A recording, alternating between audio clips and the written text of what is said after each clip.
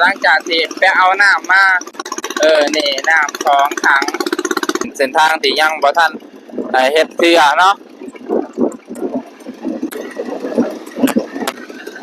นี่ก็ฮอดครัวแล้วท่านผู้ชม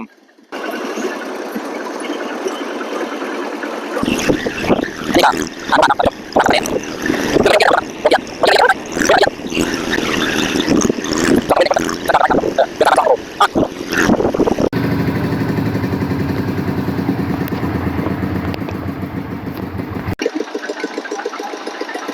สบายดีท่านผู้ชมที่เคารพพี่น้องพ้องฝ่ายเบิดทุกคนเนาะเมื่อนี้ก็ได้มาเอาน้ำเช่นเก่าเช่นเคยมื่อนี้สิถ่ายวิดีโอหลังจากที่เอาน้ำแล้วจะประมาณนี้เนาะซึ่งก็ถือว่าสิมุ่งสู่เพื่อนซ่านบ้านซองของข้าพเจ้านั่นเองมื่อนี้ก็เอาน้ำมา2 ถัง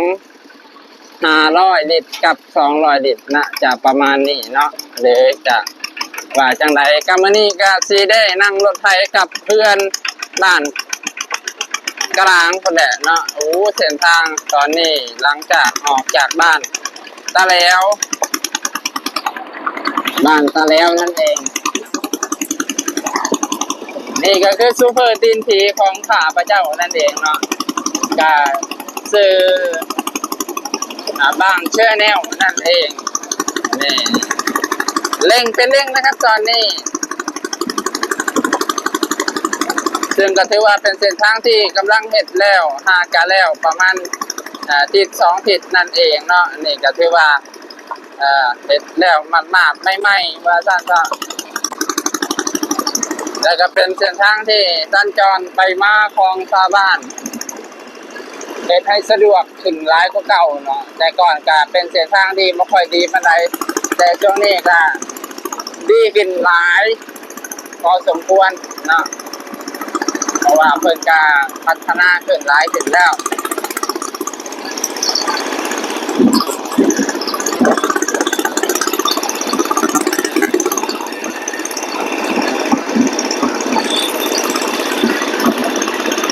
เอาบัดนี้ก็ซูเปอร์เฮาก็ได้เร่งเนาะ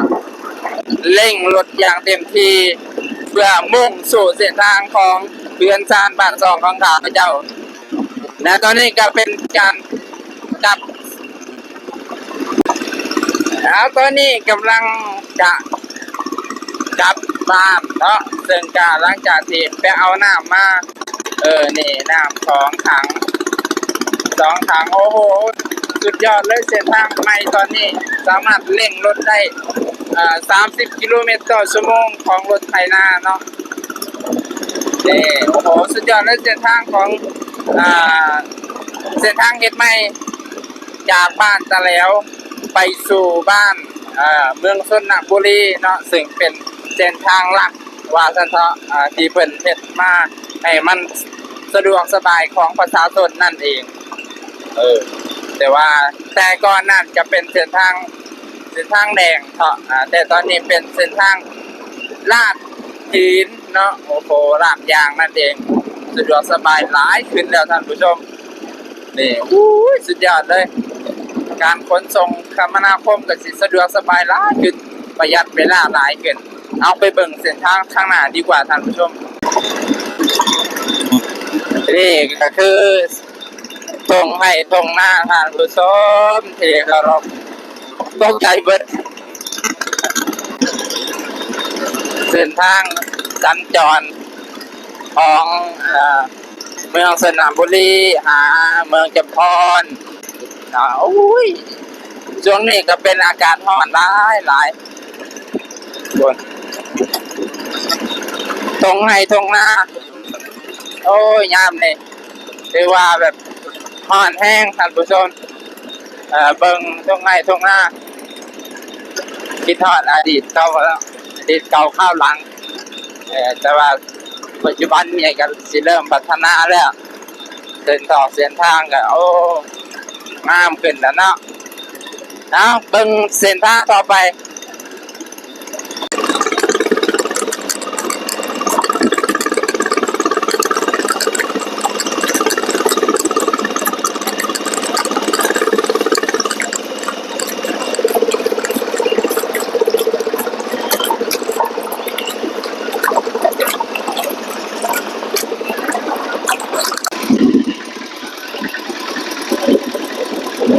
นี่ก็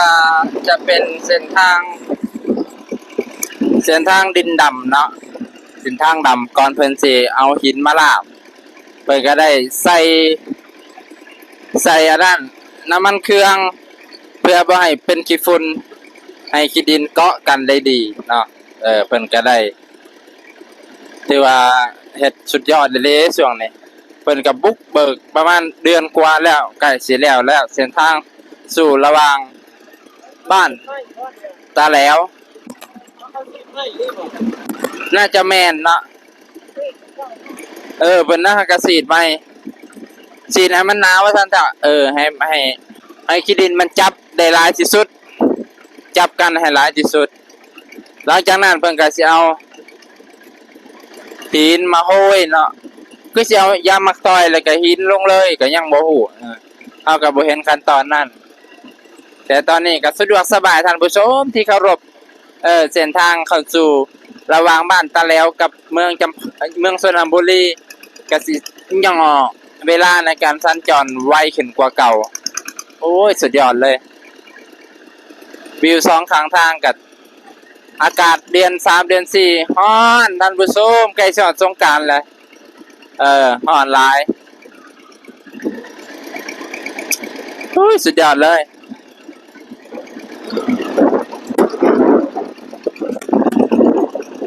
นี่เนาะก็ฮอดบ้านวิวทางหลังอันนี้ก็ฮอดบ้านตันโกนแล้วเดี๋ยวสิให้เบิ่งบรรยากาศก่อนสิฮอดบ้านของข้าพเจ้าซึ่งก็ถือว่าเป็นเส้นทางที่ยังบ่ทันเฮ็ดเทื่อเนาะนี่ก็ฮอดครัวแล้วท่านผู้ชมเพิ่นก็ได้ซีดยามมักต่อยได้นี่แหละ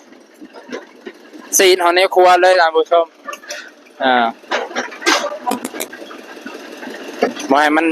มีขี้ฟอกขี้ฝุ่นเพิ่นน่ะซีดเบิดเลยถ้ารู้จักแล่นไวๆในท่านผู้ชมมีโอกาสที่จะมืนแล้วก็หัวแตกได้เนาะเพราะฉะนั้นยามเพิ่นฉีดอันนี้ก็ให้ระมัดระวัง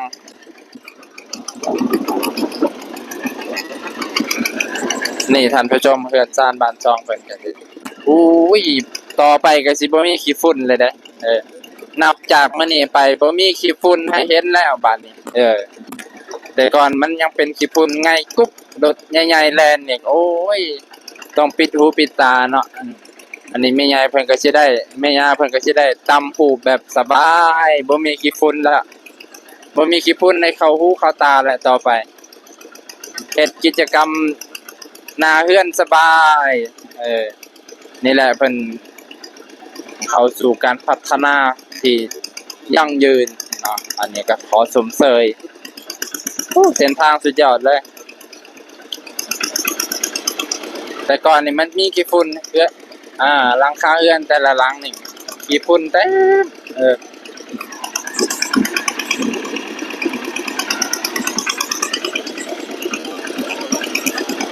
เพราะว่า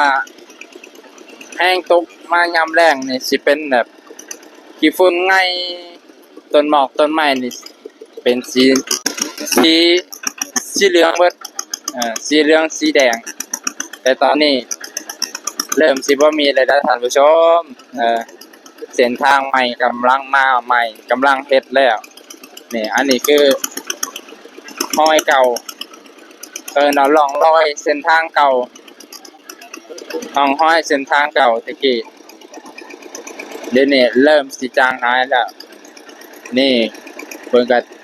ใส่ชีวิตสบายบ่มีขี้ฝุ่นแล้วต่อไปเด็กน้อยก็แล่นลิ้นตามสบายแต่ก็ให้ระมัดระวังเนาะเพราะว่าทางดีซำใดคนสัญจรก็แฮงหลายขึ้นแล้วก็แล่นรถไวพร้อมแล่นรถไวโอ้มาน้อยมันบ่เมื่อยบ่วะมามันก็สิเมื่อยแฮงแล่นตามผู้เจ้าโอ้เก่งเว้ยเอาเดี๋ยวสิพาไปเบิ่งบรรยากาศตอนต่อไปแต่ตอนนี้ก็หยุดกันเว้าก่อนเดี๋ยวพร้อมกับเสียงเพลงม่วนๆต่อไปท่านผู้ชม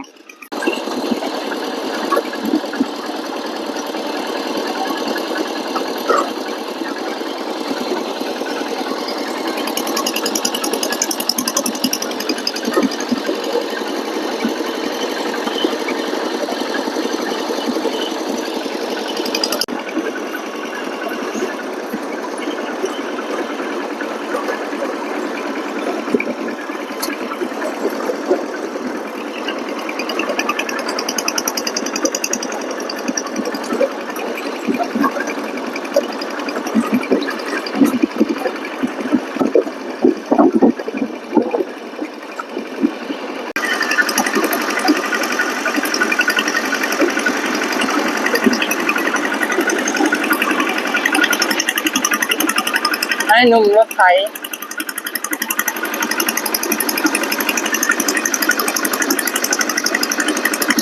เส้นทางใหม่แลนไว้บ่ได้อยู่ตอนนี้อย่ามันเมินเอาเออ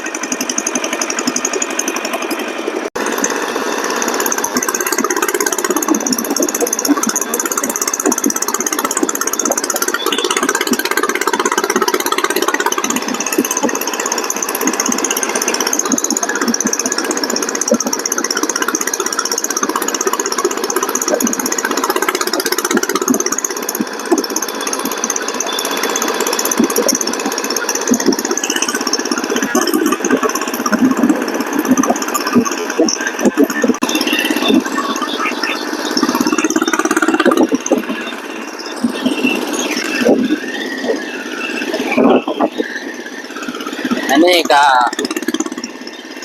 ผ่านหมู่บ้านเนาะท่านผู้ชมหมู่บ้านคำปะเนเรื่องก็ไม่องเอียนนะท่านผู้ชมนั่นองเอียนในเอียนกันน้อยคุยหอนในเอียน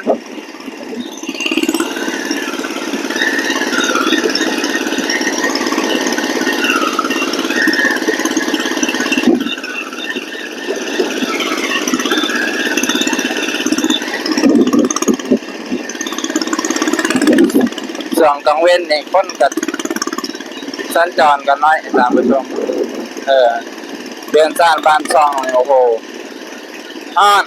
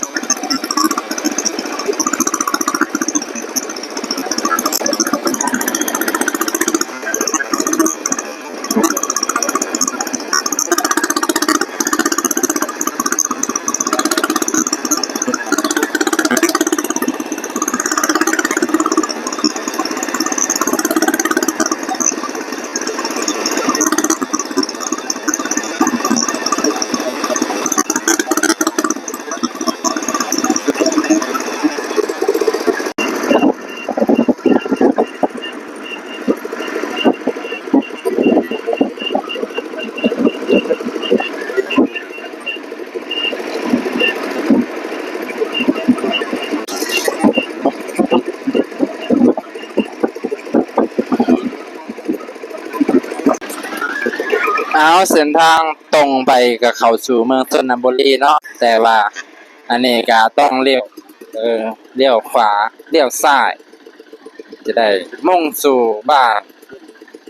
เพื่อนหน้าบ้านคุณก็แต่ว่า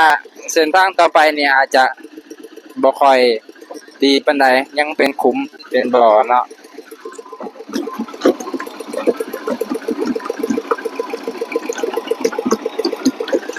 เพราะว่าเพิ่นเฮ็ดเส้นทางไปแต่บ้านตะแล้วหาเมืองชนเนาะแต่ว่าเส้นทางนี้ก็บ่ฮู้คือกันว่าอนาคตอาจจะดีคือกันแต่ตอนนี้เพิ่นก็แปลงทางนั้นก่อน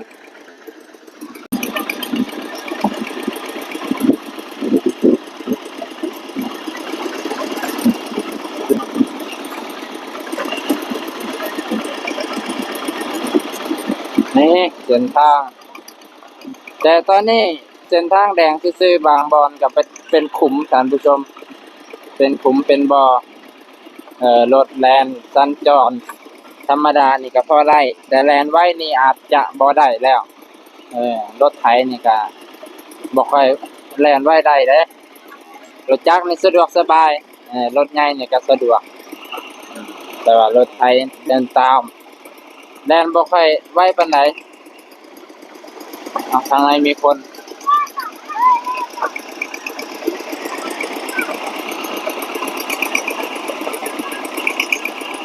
บางบอนก็เป็นกลุ่มเลิกท่านผู้ชมเออแต่บางบอนก็บ่เลิกเพราะว่า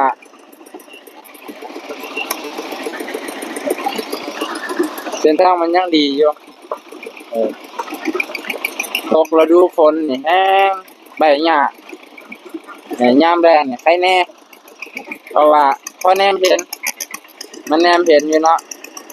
ตกยามฝนนี่โอ้ยขี้ดินมาเลยพืชปาดเออไปใส่กะหญ้ามากะหญ้าได้ยามนั้นนี่คือการเส้นทางสัญจรของพี่น้องอ่าเขตชนบทแน่ก็บ่ได้ชนบทดอกแต่ว่าก็ถือว่าห่างไกลตกหลีกน้อยหนึงแต่เพิ่นก็กำลังพัฒนาเนาะพัฒนาเข้าสู่เอ่อ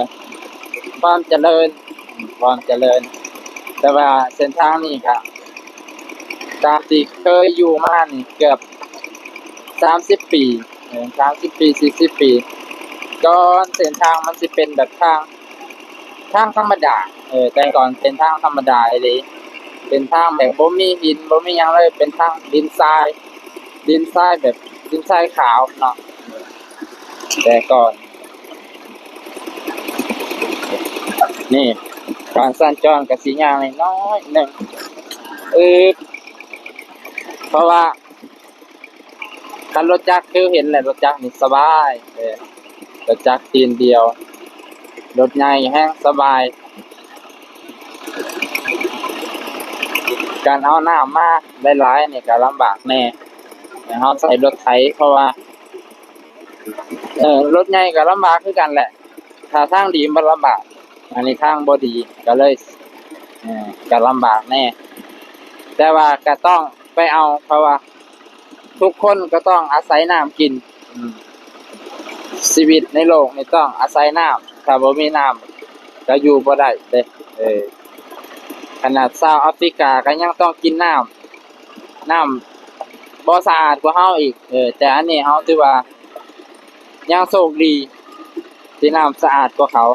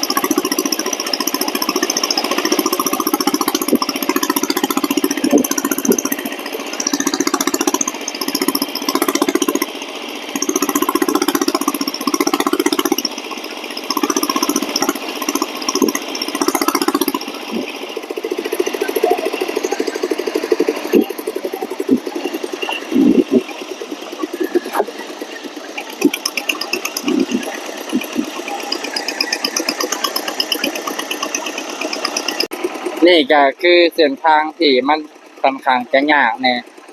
เพราะว่ามันจะเป็นคุมแห้งเนาะเส้นระหว่างเนี่ยเพราะว่าจะบ่ฮู้คือกันมันอาจจะเป็นเพราะรถแกหนักเกินทุกปีนะแถวนี้สิเป็นคุมเป็นบ่ออันนี้ใครจะยามแล้งเด้พ่อแม่น้องตกยามฝนนี่โอ้ย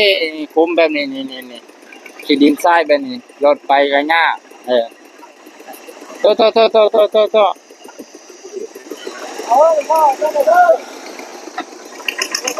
พอข้ารอบ่จอดให้เลยอ่ะ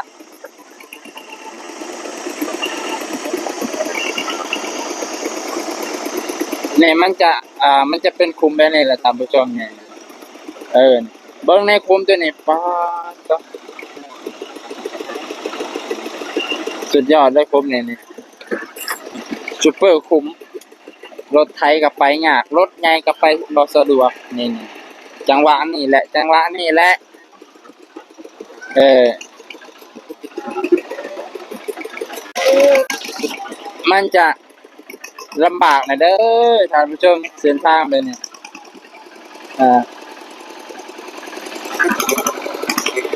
เพราะว่า ยามแล้งยามฝนนี่แหละนี่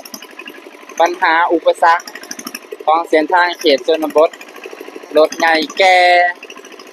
ต้นวิบ่แก่หลายอย่างเพราะว่ามันเป็นทางลัดแน่เขาก็เลยอยากแก่มาแล้วบัดนี้มันก็เฮ็ดให้ทางเทไว้ทางเทไว้แล้วก็เสียหายได้อบัดนี้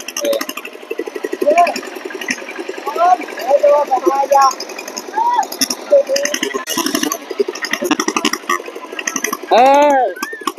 ทางนี้ก็มีผู้สาวเด้อทางนี้เออ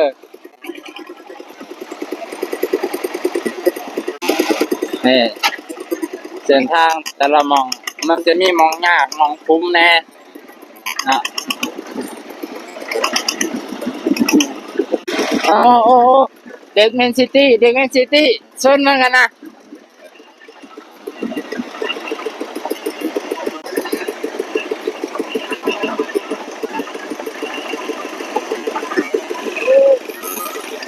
ตัว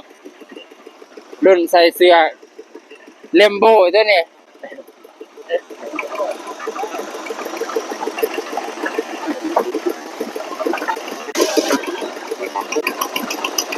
บ้านนี้ก็ฮอดเฮือนแล้วก็สิได้เอาน้ำลงก่อนปล่อยเขาเลยบ่